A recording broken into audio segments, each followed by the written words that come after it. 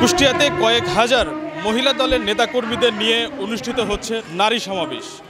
আমার পেছনেই দেখতে পাচ্ছেন মঞ্চে কিন্তু অতিথিগণ উপস্থিত হয়েছেন এবং তাদের সামনেই কিন্তু কয়েক হাজার মহিলা দলের নেতাকর্মী অবস্থান করছেন মূলত এই সমাবেশে যোগ দিতে।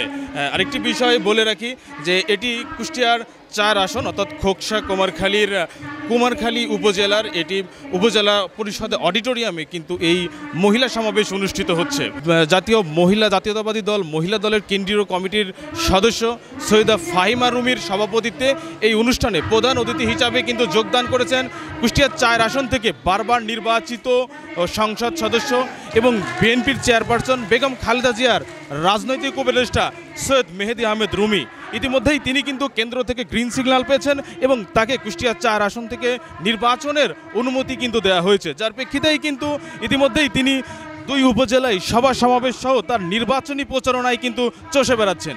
আমার সামনে আপনারা যেটা দেখতে পাচ্ছেন যে কয়েক হাজার মহিলা দলের নেতাকর্মী কিন্তু উপস্থিত হয়েছেন।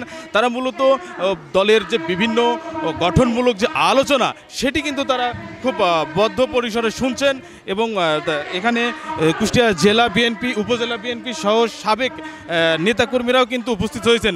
আরেকটি বিষয় খুব চোখে পড়ার মতো ছিল, বিশেষ করে কুমারখালী উপজেলা বিএনপির অসংখ্য নেতাকর্মী কিন্তু বার্ধক্যজনিত সহ বিভিন্ন কারণে নিহত হয়েছেন।